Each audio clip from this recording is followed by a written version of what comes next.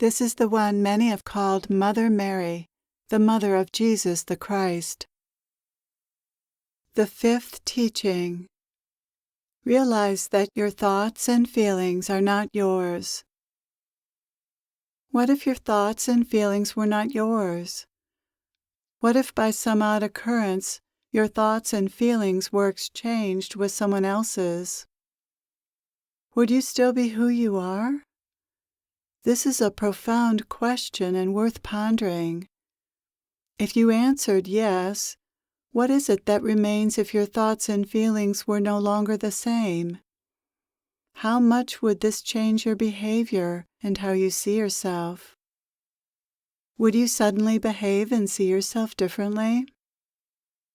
The extent to which you tend to identify with, believe, and act out your thoughts and feelings is the extent to which this thought and feeling exchange would matter. Or would it? How different are your thoughts and feelings from other people's? Don't all people have similar thoughts and feelings? Aren't you essentially more like other human beings than different from them? Do your thoughts and feelings make you unique, or does something else make you unique? Your needs, drives, and desires are similar to every other human being's. You may have different preferences and a different personality style, but these differences don't make you different from other human beings in a fundamental way. Everyone has the same needs, drives, and desires for survival, food, water, sleep, shelter, security, safety, comfort, love, belonging, happiness, peace, and beauty. These are some of the basic drives that unite all human beings. All human beings also have similar feelings. Everyone feels fear, joy, love, guilt, anger, shame, jealousy, envy, hatred, and greed. Only the extent to which these feelings are acted on varies, but they exist in all human beings. An argument could be made that some people, namely sociopaths, lack feelings of guilt and shame. However, those individuals are universally acknowledged as aberrant. Because all humans have similar drives, needs, desires, and feelings, it's easy enough to conclude that their thoughts are similar as well, since thoughts go hand in hand with drives, needs, desires, and feelings. So even without knowing exactly what everyone else is thinking, it's safe to assume that people have very similar thoughts going through their minds. So, generally speaking, what makes people different is the extent to which they believe and act on their thoughts, and which thoughts they believe and act on. For instance, someone who's successful most likely disregards thoughts that might interfere with success and embraces those that support success, while someone who's less successful most likely does the opposite. Although nothing, including success, is completely dependent on one's thoughts, your relationship to your thoughts really matters. The same is true of feelings. Your relationship to your feelings, particularly to uncomfortable feelings, really matters.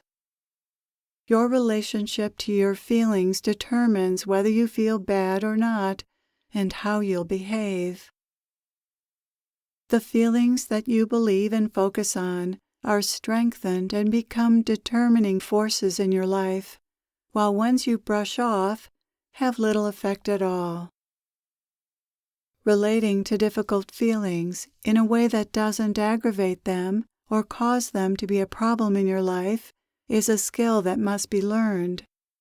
It takes some effort to become conscious of your thoughts and feelings. Most people aren't aware of what they're thinking and feeling, nor do they realize that they have a choice about how they'll respond to their thoughts and feelings. Most people react to their thoughts and feelings without realizing that there's another way to relate to them that's likely to be less problematic. This lack of awareness causes people to be victims of their own humanness, of the thoughts they were given.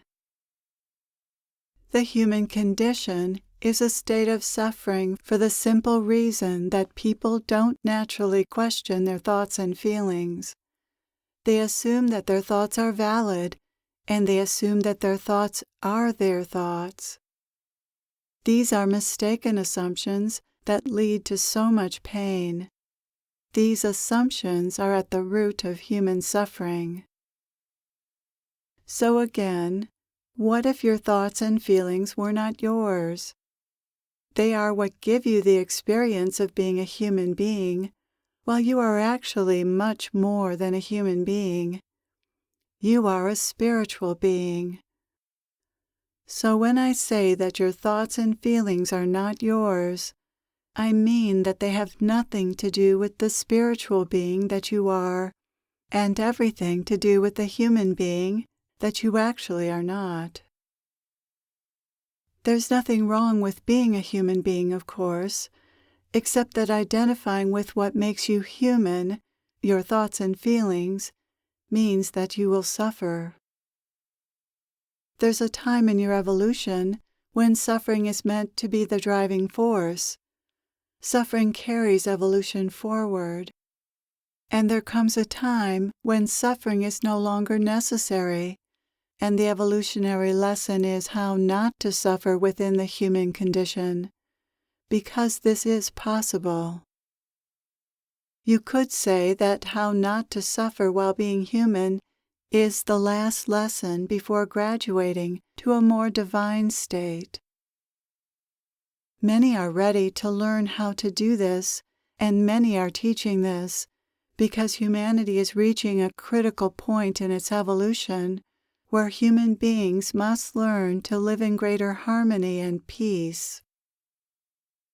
Suffering is caused by the resistance, sense of lack, and false beliefs of the egoic mind. Attaining peace and happiness is largely a matter of moving beyond such thoughts and beliefs. You move beyond them simply by not believing them. The pain that results from believing such thoughts drives the discovery of this truth. You eventually see that these thoughts are not true and not helpful, that they've betrayed and misled you. What is it that's capable of seeing this great truth? You are. When you connect with your divine nature, you feel wise, peaceful, and loving. When you believe your thoughts, you feel lacking, fearful, and unloving, and you lose touch with the truth about yourself and about life. Your thoughts create a sense of being someone who struggles with life. Without these thoughts, you're free to experience life as the beautiful and joy-filled gift that it is. To return to our inquiry, if your thoughts and feelings are not yours, then do they matter? They seem to matter because, after all, they were yours.